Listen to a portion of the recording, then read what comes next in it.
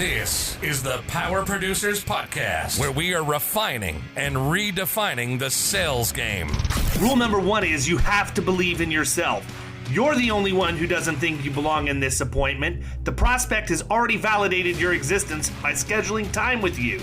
Get it through your head you belong here, go in there, crush it, and close the deal. A place where sales professionals can come to learn from other sales professionals and thought leaders that have mastered their craft. The difference between a good salesperson and a best-in-class salesperson is only 2 minutes.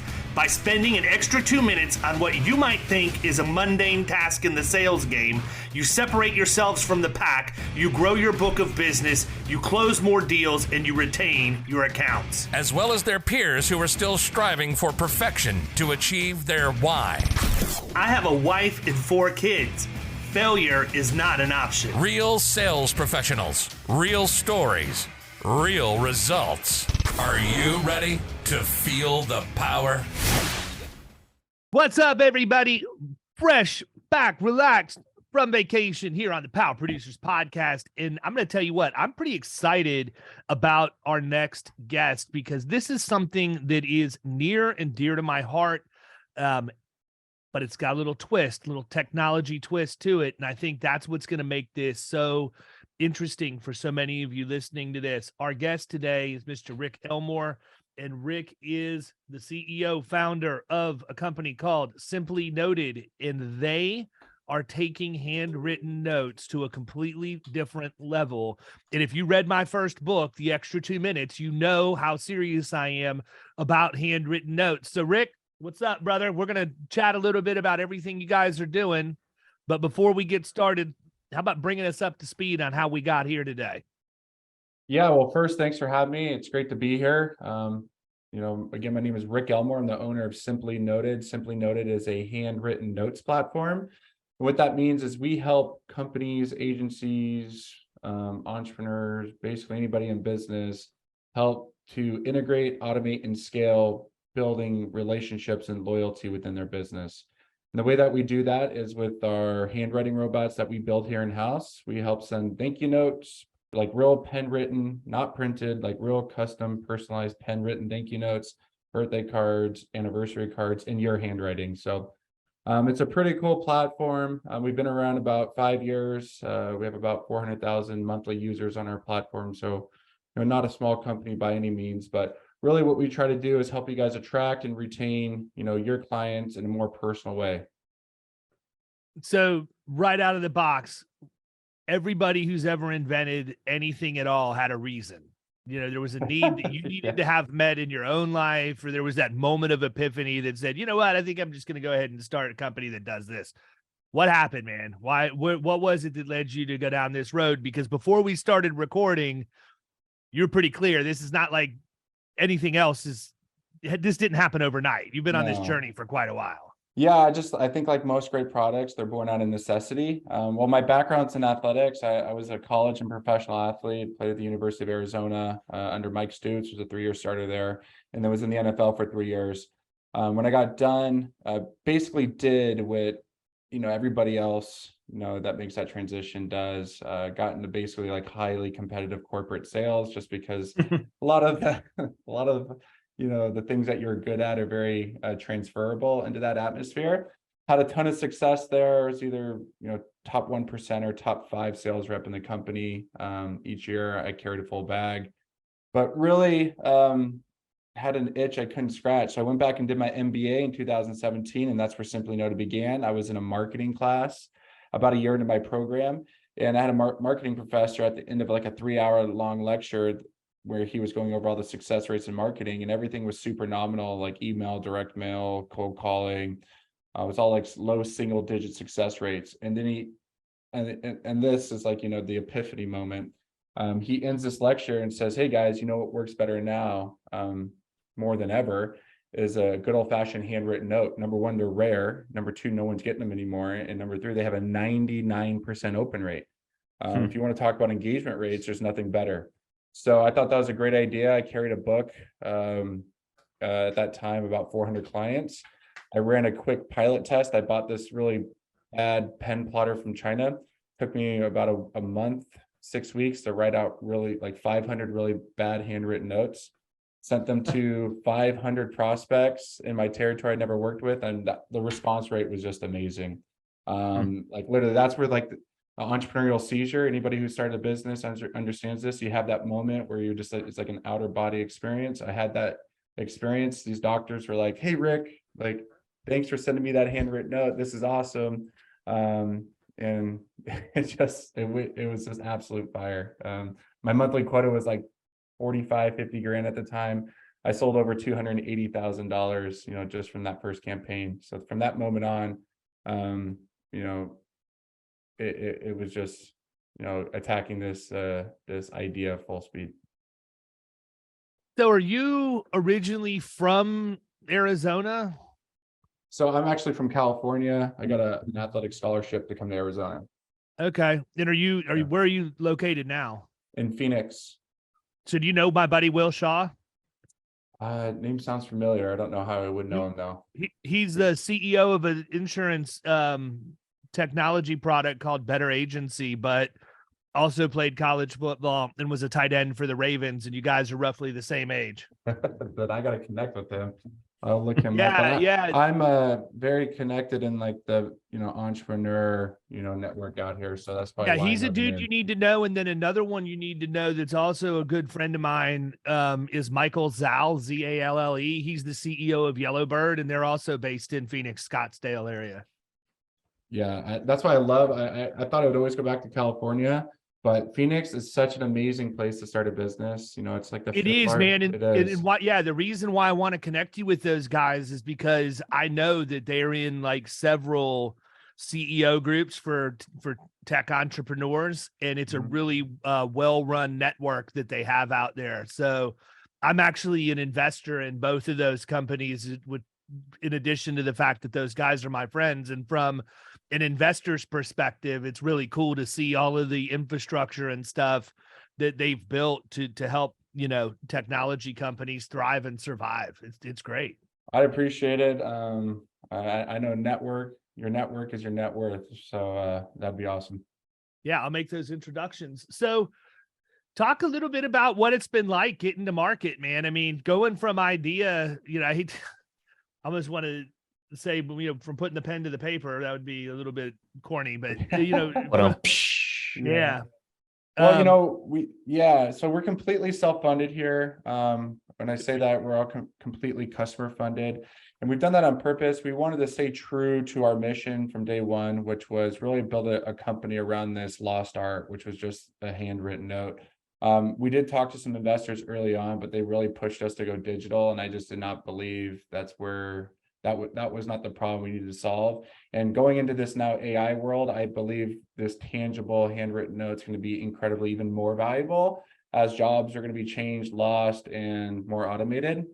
Connecting personally is going to become even more valuable. But it's been incredibly challenging. I'm a sales and marketing guy, football guy, athlete, and I've started a robotics, software and industrial automation company. We're applying and working on 6 patents for these robots. Something I never thought I would ever do in my wildest dream is own a patent. We built this technology for a robot. For a robot, seriously. Yeah. But I truly believe in the problem that we're solving is it's just more important than ever. If you think about every business, relationships are the root to your success. Doesn't matter if it's with a client, a vendor, a bank. If you don't have rock solid, loyal relationships, you can't successfully scale or maintain your business. And that's what we're trying to help do is, help anybody. It doesn't matter. And I think this is really like a service-based type of product. So if it's like real estate, mortgage, insurance, where there's a type of like back and forth relationship with your customer, this is a product that's just an absolute no-brainer. But yeah, there's a ton of stats, when customers feel appreciated, they stay 5 times longer, they spend 7 times more, they refer, on average 3 to 5 friends a year, and people who truly, genuinely feel appreciated. So that's what we're trying to do, is help businesses grow authentically, through relationships versus just burning budget on ads that change all the time, dealing with the Google monster Goliath that changes their algorithm all the time. It's like, why don't you just focus on the people that are already there, because those are the people that can really help you win by, upselling them, being loyal, and referring their friends. Well, I think too, like, the fact like COVID has changed a lot of things, obviously. Yeah. I mean, I mean, in person every appointment before. And then since COVID happened, most of the stuff I've been doing has been sending people video quotes or, getting on the phone and things of that nature. And I came from the background of selling in person, walking into somebody's business cold and trying to sell them office supplies. So like, I'm seeing it from the perspective, like we've sent out things of these nature to clients, like thanking them for their business. But I would imagine that there's opportunity, and maybe it's something that you guys too, where you'll send it out as a marketing device or tool. Talk a little bit about the different uses and things that you've had success with. Well, that's why I started this in the initial, or in the very beginning, was to attract new clients, because it was so hard to stand out. I was in a medical company that had, hundreds of competitors pushing the same product with, a different label on it. So I knew like how you won business is how you lost business. So if you won through just going down on price, you're going to lose some competitor, right? So I was just like, you know what? My best 5 clients, and those, I mean, usually it's right, like the top 20% of your clients make up like 80% of your revenue. I mean, that happens way more than not. But I focus so hard on establishing the strongest relationships and connections with my best clients, because I knew for someone else to come in, it's going to have to be way more than just a better product. It's going to have to be somebody who's going to outwork me, own that relationship more. I was, texting my clients, calling my clients, I would send them handwritten notes, go to the birthday parties. Like I worked on that relationship so hard to know that, hey, like no matter what, I don't have to worry about a competitor coming in, because they're going to have to beat me, not the product.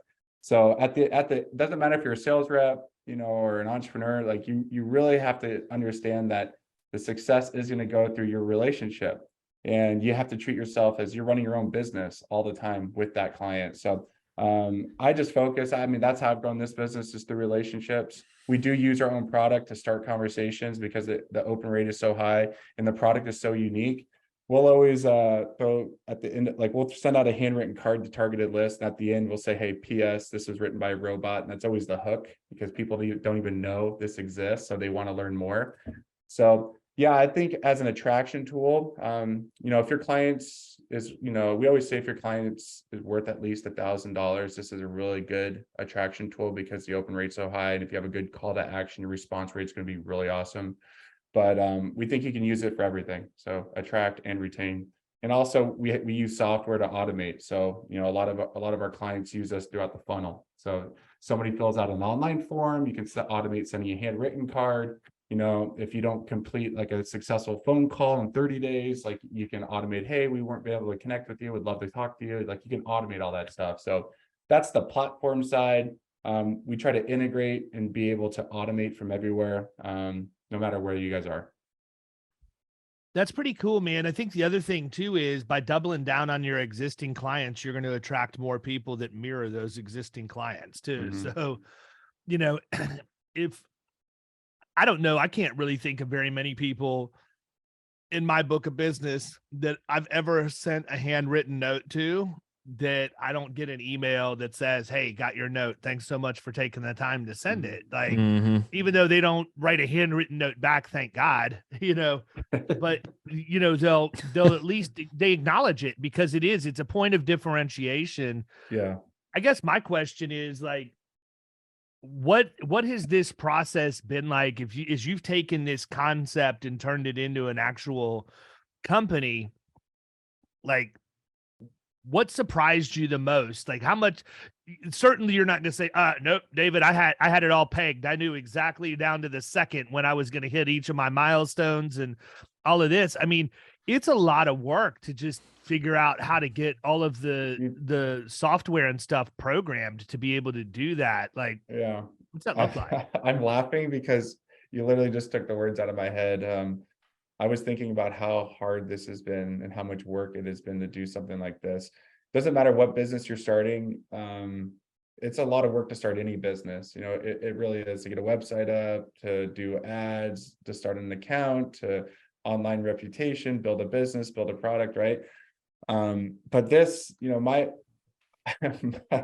competitiveness is, I would say, very high. I think that comes from being an athlete. When I do something, I don't do it unless I'm going to go all out. And that's really why we push to build our own handwriting robot. There's just nothing better in the world. We've tried everything out there.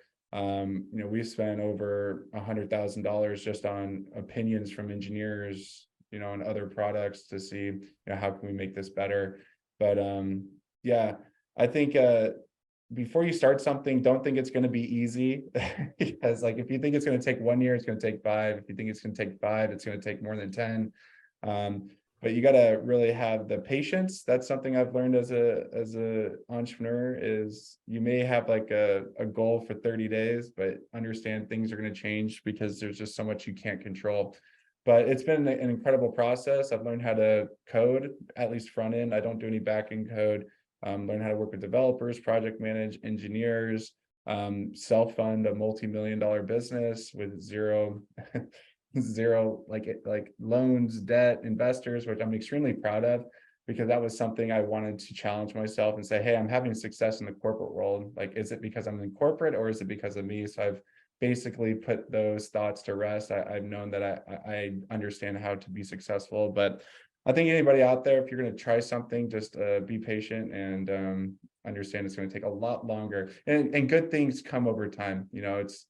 It's again, if it comes easy, it's going to go away easy. So understand. Well, I think that's probably one of the tougher things for people these days, man. I mean, the instant gratification. I mean, like in everyday life. I mean, we can pick up our phone and text somebody or get like Amazon, I remember same day delivery, Instacart. Yeah, man, all of that. So it's definitely tough for people. I think my wife manages a team at ADP selling payroll, and it's like a lot of the people on her team are, I mean, they're younger than, like, we're 35 now, and they're all younger. They're like in their early 20s, and it's just even though I still feel like they're somewhat close in age, I mean, it's a totally different generation, and they think way differently than her or I do. And I'm just like, it's just interesting, man. And it is. And I think it's easier now to set yourself apart from the rest, because so many people are like that the grass is greener mentality. And it's a lot of people do that even with customers. I'll talk to other business owners. They're like, oh, screw that customer, I'll just get another one. I'm just like, I just like, it's like, you got to treat everybody, you got to like obsess about everybody's experience, every client. Like, it's just a wrong mentality. So if you're like able to have that mindset, like, it's not going to be the grass is greener on the other side, or like you just said, like, instant gratification. Like, you got to be able to have that mindset for the long run. Like, if you can do that and stay the course, like, you're just going to beat out everybody, because nobody's like that anymore. So in the spirit of instant gratification, I'm going to transition just for a second. The average customer for your company, when they come on board, what's that process look like for them? I mean, because there's got to be an opportunity for your systems to learn their handwriting, right? And I mean, I'm assuming there has to be a certain amount of writing that takes place in order for it to scan samples. What about people with shitty handwriting? Well, that was honestly, man, I was kind of going there for a second, because I even look at myself. I actually do write a lot of handwritten note cards just because of the podcast. And I put one in every single, like, when a guest comes on, we send them a thank you gift, which you'll receive, but it's got a handwritten noted in and everything else. And until we started doing that with the podcast, yes, I would write a note as we brought a new client on or whatever. But over time, that just sort of fizzled out, and it was whoever else ended up doing it, and I'd sign it or whatever, but it took me a long time just to remember. Like, it's been so long since I had written in cursive on a regular basis. I don't know if I know how to anymore. Like, I swear to God, man, it was like I had to go back and reteach my hand how to write in cursive, and then how to do it somewhat legibly so that people could actually see, read. I don't know if I could write the cursive alphabet right now. I don't know if I could. I haven't had to do that since like 4th grade. Let's try Buzz. I just write in all caps so that there's no confusion. Like, I'm screaming at people. Thank you. Merry Christmas. Yeah. Dude, Destiny's still waiting on you to fill out some. That's why I was laughing, man. That's the first thing I was thinking of. Yeah. But to answer your question, David, it'd be easier. I really, if you work within a software, we just integrate through Zapier or Integrately, one of those infinitely open automation, no code tools or an API integration. But if you have a list of your clients, and that's like the number one way most businesses work with us cyclically throughout the year, just a really good opportunity that a lot of businesses work with us is in April coming up is Customer Appreciation Day. It's a no-brainer to say thank you to your clients in April. All you need is a spreadsheet. Literally, it's a Google Sheet, spreadsheet, Excel, CSV, whatever. And it's just like mail merge. Like we'll literally every single note is completely custom to that individual. So it'll say like, hi, John, hi, Sarah, hi, Sally. And it literally looks like you sent them a personalized handwritten note. And I love doing these campaigns, especially when it's just a thank you, like full stop thank you. Like we talk to clients on their next campaign, they're just so jazzed about like the feedback they got from just saying thank you. Like it even turns into like a viral aspect sometimes where our clients will let us know like, hey, like our handwritten notes ended up online. They'll take a picture and you're like, what is that doing for your business and your reputation, right? So it's a really cool service, but yeah, it couldn't be easier. Our website, anyone can send just 1 or 2 or 10, add a gift card, include your business card. Super easy from our website, but most of the businesses that use us are integrating and automating. It's just automate that birthday card, automate that anniversary reminder, hey, your renewals are coming up. And it's just a tool in the belt. We don't tell anybody this is the only thing you need to use. You still have to use everything else. You still have to have great customer service. You have to have a good email game. You still have to do ads, right? But this is just I call it a silver bullet within their tool belt. It's an incredible tool they should add to their MarTech stack already. So when you say integrating, are you integrating with CRMs currently? Mm-hmm. Yeah, we Nice. do that. We do that through Zapier, Integrately, or an API integration. Mm-hmm.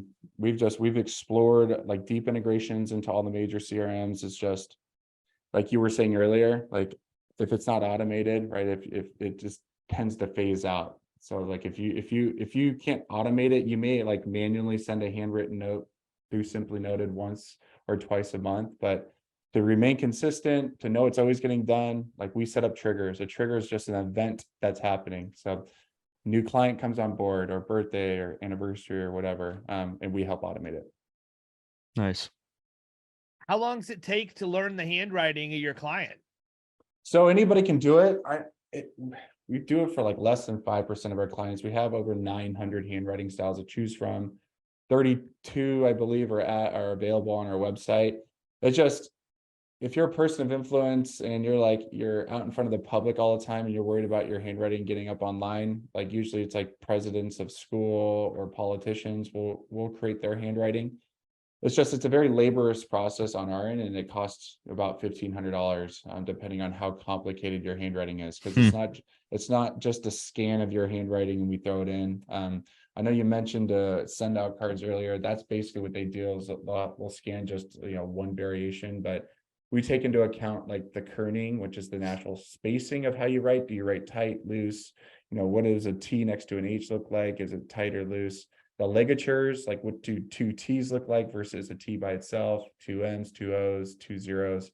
I mean, we literally like dive and create your handwriting style. So we don't even call it a font, like we call it your own handwriting style. And it's it takes our designers like 3 to 5 days. If it's like a cursive type of handwriting, those are kind of a whole different monster because you got to connect every single letter. Mm-hmm. So, yeah, but most people don't. But if you absolutely want to, we can create your own handwriting style and even add your signature. So like you're really signing these cards. And it's really cool to see these robots, right? Yeah. I could always tell when it's not our handwriting style because I've helped create all of ours. I'm like, oh, that's cool. That doesn't look like one of ours. So I always go talk to our ops guys. Oh, who just did this? So yeah, but out of the box, you don't have to do that, right? So You what I'm don't. hearing is that you've got, quite a few stock options of handwriting to look at, and Yep.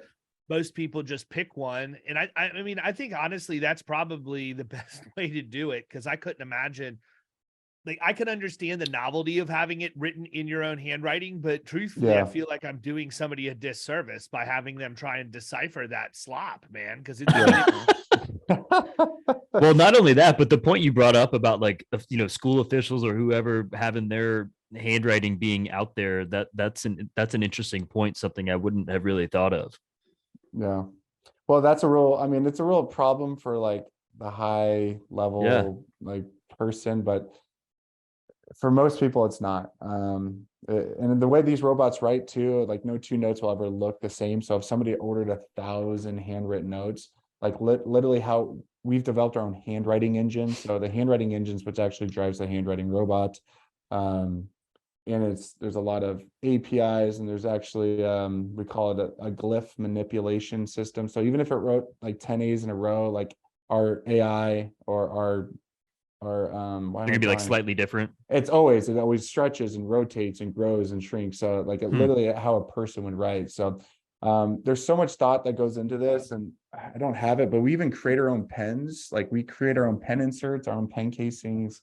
Like we write so much, pens run out. Like I don't know if you guys have ever written to when a pen runs out, but mostly everybody. I usually lose my pen. Yeah, exactly. That happens. But we literally have a pen graveyard in the warehouse, and we just always throw it in there. And it's just like we run out. I mean, they run out within like 6 hours of writing. So we had to create our own pen inserts for two reasons. When you write, especially when you get through like 10% of that first, like a part of the ink in the cartridge, you start getting streaking because it's vacuum sealed versus pressure sealed. Like this is how much we've geeked out on this.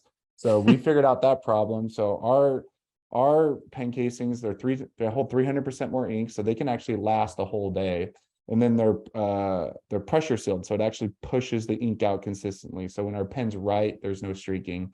And then we can control the viscosity, which is the wettability of the ink. So if you lick your thumb, it really smears like extra nice, so you know it wasn't printed.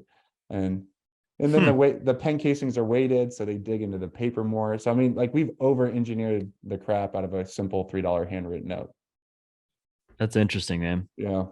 So how many of these things do you have set up and operating simultaneously to be able to meet volume demand? So that's the problem, is like the variable cost of scaling this business, or I mean, ignorance was bliss starting this. So after getting our handwriting robots back done last August, it's almost a year ago, we put in an order for 150 of them. So it's really been a lot of supply chain issues, but we should have 150 to 175 handwriting robots in our warehouse by the holidays this season. But these large corporate accounts, they demand the best technology, the best handwriting, the best product. If they give you large orders, you have to be able to turn them, meet their SLAs.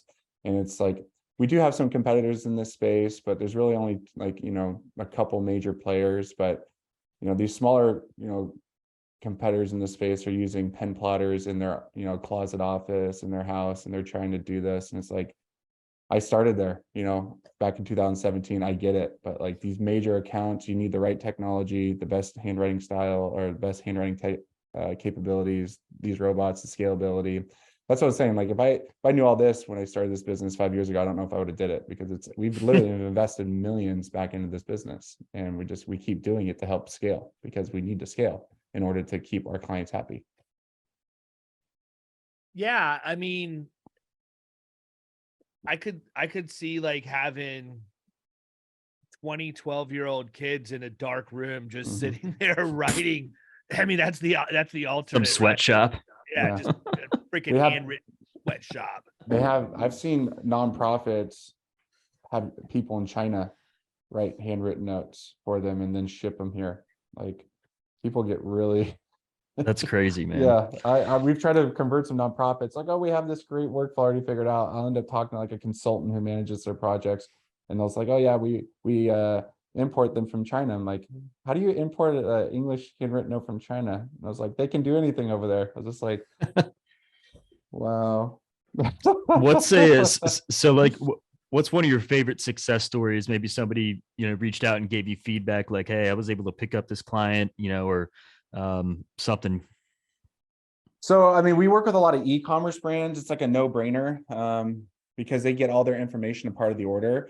And we have e-commerce brands that have just used this for years. We work with a luxury hat brand, and they've probably been one of our oldest clients. I mean, over 3 years, and it's been great just to see their success go up over time. And I've known the guy since I was like 12 years old. I grew up with them, and every time I talk to him, he just says a massive part of their success is just the appreciation and the relationship that they're building with their clients. Like, it says it's almost built like a cult following is like their brand with their clients. And he said that handwritten note's a part of their brand. So I love that story, even though I've known this guy for a long time, and he kind of gave me the opportunity to work with him like a long time ago, like when we didn't even deserve it, but we've earned it, we've kept it. And every time I talk to him, he just says, hey, like that relationship really works. It's like, it's a part of their brand. They're never going to stop. You know, every time the CEO that I know, he talks to his clients, like their clients their customers will say, I can't believe you sent me a note. Like, and he just laughs because of like, he didn't actually do it, but they think they did. Yeah. But, I mean, there's tons of prospecting. I've known people who, in home service industry, solar, that type of stuff, like how their businesses have just gone absolutely wild. These commissions, these like home service companies are getting are just insane, 10, 20, $30,000 commission checks. So, it's just a really cool tool. People leverage it in different ways. And we work with, 3PLs, which are just shipping companies, will handwrite notes and ship them to a 3PL, and they'll include them in boxes. So, politicians get really creative to get signatures and donations. So it's just adding that personal touch into whatever your personal touch is. Is it saying thank you? Is it a prospecting campaign, right? Is it part of your client experience and building your brand? We just think it's pen to paper it's going to stick out and really dig a hole like into the middle of their brain that they're going to remember, that any other marketing medium, we just truly believe cannot do in the same way. Cool. What have we missed, man? I don't know. I mean, we kind of cover a little bit about the story, the technology. We want people to see it. We do send out free sample kits. We send out a really big 10 by 13 folio, so you can really see everything and touch it and understand like why it's so great. And usually what happens when people get these sample kits, they'll give us a call once they get it, and they're like, I can't believe this is as legit as it is. Like, can you do this? And we help them figure out the campaigns that they want to do. Yeah, I mean, I think it's a great idea. I think it's an even better idea that it can be set up with Zapier to zap to the, next note going out, right? I mean, I'm as you're explaining all of this, I'm thinking through all the different zaps that we're already using and where this would fit into our process from both a prospecting and a sales standpoint. There's a million different ways to use it, man. And again, it goes back, I mean, we have to get to a point where we understand we can't control and do everything physically in our operations. It's just impossible, right? Like if I were to sit down, and truthfully build handwritten notes for every instance where I feel like a handwritten note would serve me well, Take you forever. I'd be literally sitting here writing notes all day. Like Kyle would come in and I'd have one of those plumes dipping it in ink, just John Hancocking my way across a note card. But in all seriousness, I mean, I do feel like handwritten notes specifically are they're a lost art. And it's sad that we even call it an art, because an art would, imply scarcity to it and something that's out of the norm. When I was a kid, man, this is just how it was. Like you wrote, same, like I can remember, kids today have it good, and I don't want to turn into the get off my lawn guy, but at the same time, like we would get birthday presents, we would get Christmas presents when I graduated from high school. Like sending we out weren't thank even you allowed letters. to play with, we weren't allowed to play with that stuff until we sat down and wrote the thank you notes for it, right? Yeah. And now my parents it's like do the same thing. I'll tag you on social, bro, when I take a picture of it or something like that. I mean, Yeah. I think that if we went, just stopped long enough to go back a little bit and realize there's a lot of intent and meaning behind doing that. And what you've done is you've married modern technology to an old school thought process. And that allows the next generation to perpetuate kind of how we were brought up without having to invest as much time and energy into doing it. I mean, like that's what I see. Well, that was the goal, and I couldn't agree with you more. Like when I was being recruited in high school, like to play football in college, any coach that sent me a handwritten note, like immediately stood out, right? And I remember when I was, I remember it was like probably like 6th grade or 7th grade, my mom made me write down like who gave me what present, and she made me write that out. So I mean, we're from that generation. I truly believe, I'm 35, but my generation going forward. So for like the next 30 years, this product is gonna be a staple. I mean, it just, people get it, right? Maybe the younger generation, because they just never had to experience that. Maybe it's more of like a novelty to them, but I think for that, at least the next 30 years, we understand how valuable pen to paper is. We grew up without cell phones, or at least a flip phone. We wrote our friends' notes in class. I got when I left the Charger or the 49ers in 2012, I got a handwritten note from Jim Harbaugh, right? And I that's a keepsake now, and that's literally in my office on my bookshelf, and I'll show my kids that someday. I mean, it's like a trophy to some people, depending on like your influence over somebody. So, I mean, just think about how powerful that can be at scale. And like you were saying, that's what we've done. We've married technology with an old school practice. We're trying to make it as easy as sending an email. Like it really is. I mean, if you really try it, once you do it once or twice, like it really is as easy as sending an email. So we're just trying to, bring that personal touch, into the digital and AI revolution, because it's more, we really believe it's more valuable than ever. I've actually got a handwritten note for you and Annie in the conference room, David. Outstanding. Excited. I love it. So how do they find you, man? There's a lot of people on here who have the ability to use your product. I think they probably should be, because it'll make them look better. And the other thing is, let's call it what it is, man. A lot of the times, if it's not something where you sit down and physically write it by hand or whatever, it just doesn't even get done. So, it doesn't. It's a matter of setting this thing up with automation, not just, to get the note, not in your own, in handwriting, but to make sure it even gets done and build it into your automation processes. So we have a lot of forward thinking agents that listen to our podcast, and they already believe in technology and adopt it. How do they get in touch with you and get set up? Yeah, well, first off, like you're saying, if it's not automated, it's never going to get done. But the best place to get with or to work with us or learn more about us is just go to simplynoted.com. It's just how it's spelled, S as in Sam, IMPLY noted.com. And we just say, go request a free sample kit. It's in top right-hand corner of our website. It says request a sample, and we'll send you more information than you need, case studies, pricing, flyers, like 7 or 8 writing samples, a handwriting style sheet. And that's when the light bulb's going to go off for you. But also, I'm on LinkedIn all day. It's just Rick Elmore, ELM as in Mary, ORE. That's my number one social tool. We try to be as helpful as possible. There's just so many different ways to skin this cat. It's just, we say full stop, thank you. Just literally, if you're going to do anything for your business, or you're going to use this in any way, just say thank you. It's a great marketing tool, to attract new clients, start conversations, book more meetings. Yes. But we say at the very base minimum, everyone should just build a better relationship once a year, twice a year. Holidays we do like 35-40% of our revenue in November, December, because that's when everybody's like, oh, wait, yeah, we want to, yeah, like the holidays is a no-brainer. But just say thank you. Customer Appreciation Day is coming up in April. It's like, just say thank you and watch what it does to your business. It may not change overnight, but watch it. To these guys who understand the long play, right, who want to do this 3, 5 years, 10 years, and then sell their agency, watch what it does. Building more loyalty, getting more referrals, and dominating those relationships. Just watch what it does. It's going to be magical. There you Awesome. go. Well, listen, man, really appreciate you taking time to chat with us. I shot you a connection request on LinkedIn, and when you accept that, my very next move is going to be to introduce you to both Will and Michael, to get you in front of them out there. Thank you. I appreciate it. I think those guys would be really good contacts for you to have.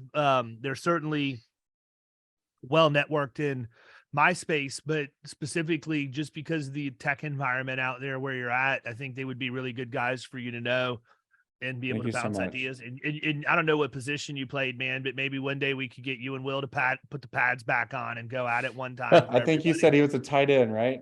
Yeah. Yeah, I played defensive end, so we would have battled every Let's go, man. There you go. Let's get some Oklahomas going. Yeah, come on, Shaw. Yeah, love it. Well, It's thank you hilarious. guys. Yeah, man. Absolutely, man. Really enjoyed having you on, and wish you nothing but continued success. Stay tuned because we're going to send you an actual handwritten note in the box with all the other cool stuff we send out commemorating your time on the Power Producers. So really appreciate you taking time out of your schedule, and we'll talk soon for sure. All right, guys. Have a good one. All right, Cool. brother. See ya.